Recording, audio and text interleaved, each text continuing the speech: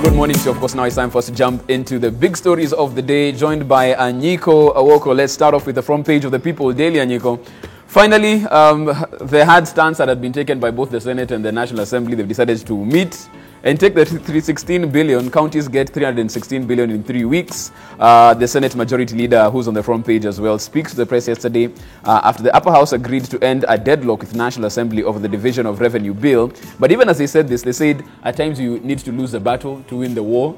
So they're still going to take this to the Supreme Court, but they're like, okay, fine, we shall take the 316 billion in hand and fight for the rest. Okay.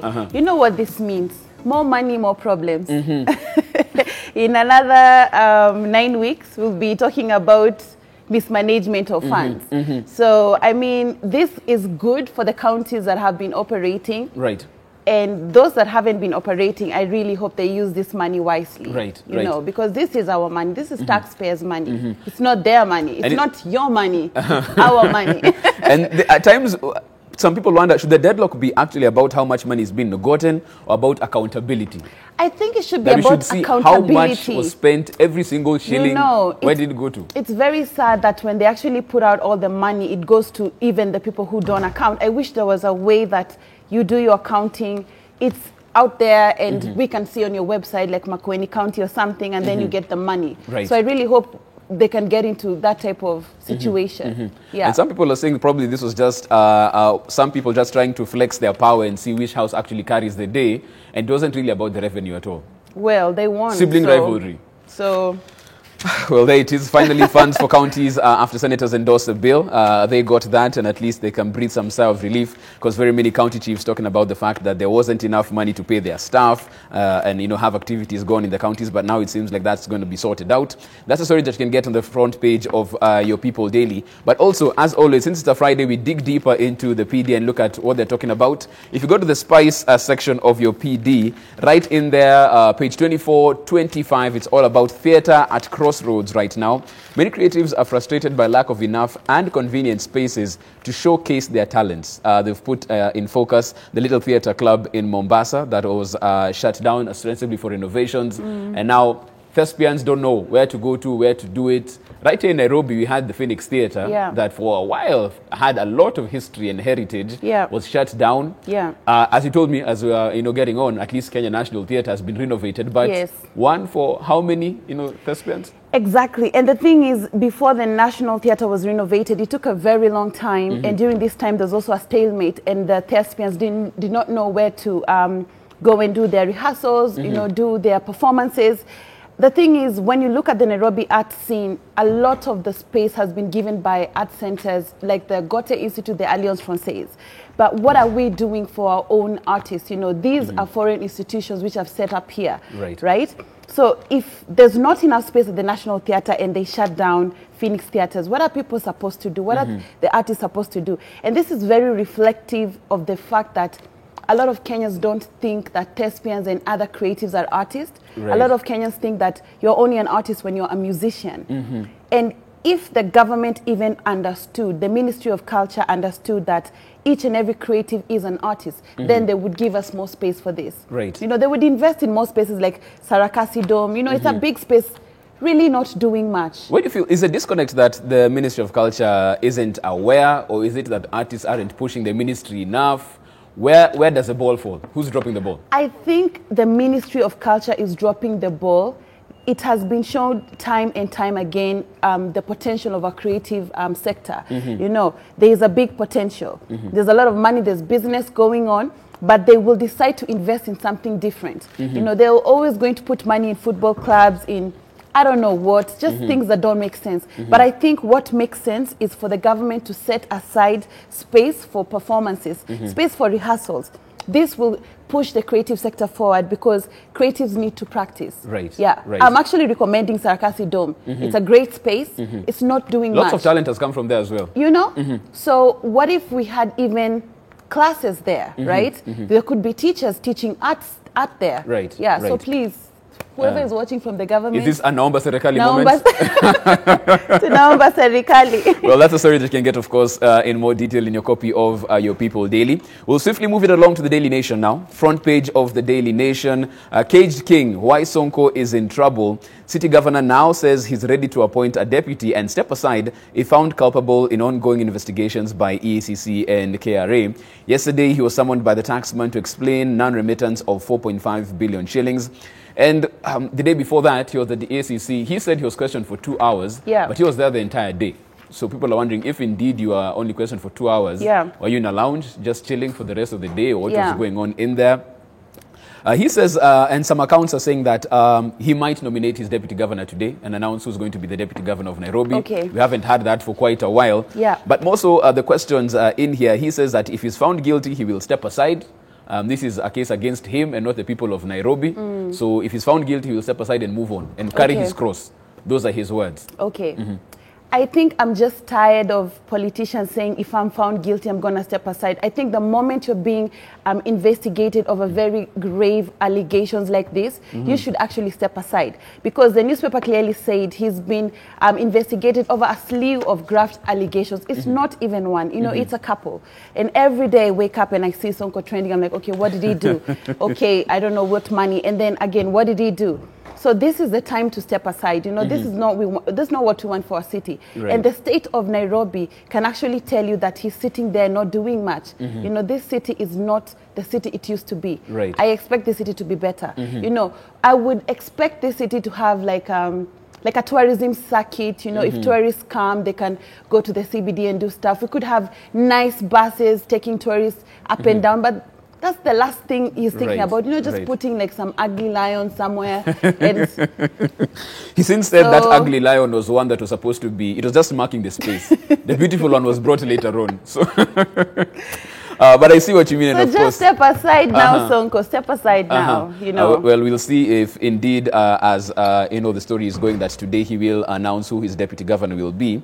That's a wait and see, because the last time he did that, he named Miguna. And already people thought, this is a joke. We can't take this seriously. Miguna said he would never work with Governor Sonko. But let's see what the Friday news cycle brings as far as that story is concerned. Also in the Daily Nation on page 26, this is matters I know across the continent. Ramaphosa vows to intensify war on rape and the murder of women. We've seen what has been happening in South Africa. Not really a good look. And of course now, all of it now coming to the fore. What was happening behind closed doors, everyone talking about it. We've seen the xenophobia on one particular aspect of it. But also now rape and murder of women and what's happening there, really bringing the focus as to what's going on within the South African society. Oh my, it's a riot in South Africa at the moment. And I saw this news come out yesterday, you know, Ramaphosa vowing to intensify the war against rape against women, not rape, but violence against women. So he actually stated that anyone who will be taken to court and there will be allegations that you raped a woman or you murdered a woman, there will not be any bail, right? Non-bailable crime. Non-bailable. If you're found guilty, you will get a life sentence. I think it's high time, you know, this government did this. There's been very nasty crimes against women in South Africa. And also against lesbians, you know, very high crime rate. And I think Kenyans can actually borrow something from this, because you see what's also happening in Kenya, a lot of women being attacked and whatnot. You know, why should you get 20 years in prison while I lost my life? So I think this should be taken very seriously, and someone should get life so that we actually have less cases. So big up to Ramaphosa. I hope the rest of South Africa can be also peaceful with the xenophobia madness. Okay, of course, that's on page 26. You can get that story right there. Let's bring it back home to Kenya. In the network pullout of your Daily Nation, it's all about inside the world of foreign exchange. How much do you know about forex trading? And Anyiko, even as I was talking about this, I was like, is this another wave that's coming in? Because there's a time everybody is talking about trading cryptocurrency.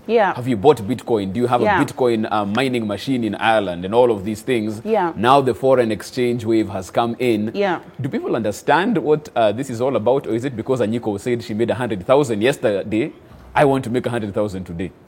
I think people don't understand, but this is a valid way of, you know, making money, doing business, investing in your money. And a lot of people do not know about this, but this is something that has been happening. So anybody who is interested and has some money in some account and would like to invest in foreign exchange, I think they can actually try. But the thing with this type of trade is almost like gambling. You know, you win some, you lose some. Right. So, but yeah, I think it would be more legit than gambling. Right. Yeah. And the number of WhatsApp groups that people have put me in because they want to teach you how to do foreign exchange. I'm like, Oh, no, really? I'm not really. I haven't been put in any. Not yet. I need to tell them, add this number, Yes, add this please. one. It's a story that you can get, of course, in your copy of the Daily Nation therein. We'll now move on from the Daily Nation to the Standard. Front page of the Standard, it's all about matters politics. Eye on handshake as Jubilee storms Raila's backyard. This, of course, is being billed to be the battle royale. The stakes are high in the Kibra parliamentary by-election, projected as a dress rehearsal for upcoming national political contests. So it seems like, as of now, the stage is set. We know who various parties are fronting as their candidates. Tomorrow, we have ODM do their primaries to see who's going to be their candidate. Okay. But from there, people are looking at this in the sense that it's not really about Kibra, that all the attention is here. People are doing this, as the headline with the Standard leads, because they want to see, in terms of 2022, where do we stand? What sway do we have as far as politics of the day is concerned? What's your take on this Kibra by-election focus? Well, my take is we should not forget the parliamentarian who passed away, Ken Okoth. You know, he was a very honorable man, Right. you know, did a really great job, had his head and heart in the right place. And it's not been long since he left, and already we are seeing monkey business and just pure party politics, you know, happening down there. So my plea actually is to the Kibera people. They are the only ones who can take a stand and decide, you know, who's going to be their leader. Right. It will be unfortunate if it's only two choices they have. You know, you have to pick one or the other, right? And this might not be the opportunity or the time for them to pick the person they want from their own constituency, but these are things that we can all start grooming our people, you know, for 2022. Right. Because nobody knew like this was going to happen to Ken, and or it's an emergency or whatever. So my plea is to the Kibera people: choose wisely. Start grooming your people in-house. Like 2022, have your own person from Kibera, please. Right. Yeah. It's funny because even in this by-election, I was talking to one of the people in Kibra, and they were saying that there's actually one independent candidate who's from Kibra. Oh, really? I don't know if, because elections, they could shock us and decide that all of the people who we thought are the front runners are not the ones who are going to get this seat after all. That would be dope, though. That would be dope. So we'll wait and see how that particular issue plays out. Of course, tomorrow it's all eyes on the Kibra, party primaries as far as ODM is concerned, and more importantly, who's going to get the ticket right there. With Chris Darling, kneeling in front of Baba, what did you think of that? I just thought it was so entertaining. He said he did it out of respect. He kneels before his own father, Chris Darling's father. That's not the first time he's knelt before Raila, but you guys didn't talk about it. What do you think when he did it at the rally? I just thought he was trying to be entertaining. I mean, Chris Darling is an entertainer, so that's the last thing I was expecting from him. But when I saw that happen, I was like, okay, entertaining. I'm like, why are you going to kneel in front of somebody? I think it was unnecessary, but it should have been necessary for him because he wanted the attention and he got it. So, yeah. Okay, so that's a story that we have right there, and we shall wait and see if the kneeling did help or not on Saturday. Tomorrow is going to be D-Day as far as that's concerned. Oh, yeah. Front page of the Standard still, and it's a story that you can get in detail on page 8. It's all about how fake cops tricked guards into 72 million shilling heist. 3 thugs posing as police officers made away with sacks of money after conning their way into cash-in-transit security duties. The funny thing is, as this happened, because every G4S vehicle has police escort when they're moving cash from one point to another. Yeah. And these 3 thugs went to the headquarters, posing as police officers, went with them up until the bank, got the passwords, they opened the ATM, removed the cash, and then that's where they were told, okay, fine, bring your phones, bring everything, moved the cash, and just got away with it, not a single bullet shot within Nairobi West. And if you've been in Nairobi West and you see where the ATM was and where everything else is happening, a lot of activity is going on. How did they get away with this? Nobody knows anything about this. This is an inside job. You know, when things happen and you sit at home and ask yourself, why am I even hustling like this? Why can't I just go and steal, some money? The thing is, it's not actually easy to steal, and it's very dangerous, and you could get killed. So when this happens, they make it look like it's so easy or it's a movie, but it's not so easy to steal. And this is not a movie. Right. So this is definitely an inside job, right? And as of now, still people are saying they don't know where the money went because the people who are there did not see the number plate of the Toyota Noah that got away the money. What about security footage? What about security footage? Come on. The DCI are working hard to find out what happened there. They should work harder, please. And because this broke yesterday around 3 in the afternoon, 2 in the afternoon thereabout. How fake cops tricked guards. And the funny thing is the reaction that Kenyans had to this, because it almost seems like people were secretly applauding what these 3 individuals did. And what does that say about us? Is it that you're only angry when it's not you getting the 72 million? Yeah. If you're in the mix, you're fine. I think it says a lot about our society, especially when it comes to social media. People have zero chills because of the political and social economic scene in Kenya. So when something like that happens, I think everybody's secretly looking, wishing, I wish that was me, and thinking, oh, good job for them, at least they got the money. But that's not how to look at things. And I don't think it's funny. It's not funny. Like, if this happens 10 times, right, we're going to be in a financial crisis. That's your money being stolen from the bank. That's what people don't get, Yeah, so you'll be paying back your loan times 50. Right. Stringent measures, of course, that will be put in right there. And even in terms of security of investment, foreign investment coming to the country, people might not want to bring their money in a country where, money just disappears. Can you imagine? It's a story that you can get in your copy of The Standard right there. The Pulse magazine has their headline, "Stopped in Their Tracks." The latest attempt at banning music by a local artist reignited debate over the effectiveness of such actions, especially for young newbies who use the internet to reach their new audience. It's gotten to a point where most of these new acts, some of them saying that their genre is gengeton, don't really need mainstream media. No. They got big because of the internet. So are we talking about shutting down the internet? Because that's the only way you're going to stop this, blow up that's happening in this particular genre in space. I think it's impossible to shut down the internet, and even if some music is banned in Kenya or in Nairobi, then when it's online, it's already could be somewhere beyond these borders. So I think it's just like a way of taking us back. This is the time and era when artists and businesses should be taking onto digital platforms. We are now in an era where you're just like a click away from... Right. I don't know, your biggest superstar, your biggest opportunity, or your biggest funder. So, anything being banned online doesn't make sense to me. Right. You could ban something on TV because we're only here for 1 or 2 hours.